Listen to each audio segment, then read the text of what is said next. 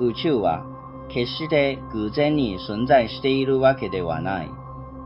私たちが星空を観察するとき気づくことがある。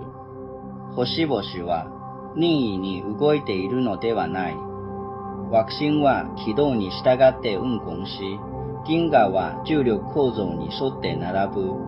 最も微小な粒子から巨大な銀河に至るまで、宇宙のすべては常に運動している。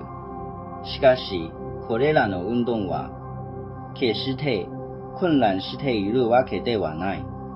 それらは一定の規律に従って展開している。恒星は誕生し、数十億年にわたり燃焼し、やがてその生涯を終える。惑星は形成され、恒星の周囲を長い時間をかけて運行する。生命もまた条件が整った時に現れる。これらの現象は宇宙の運行が構造と地上を持つことを示している。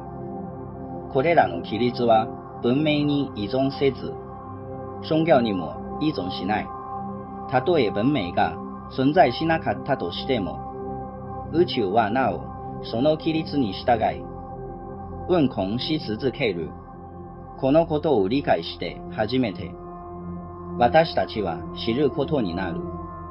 宇宙は偶然に存在しているのではない。構造と規律に従って運行しているのである。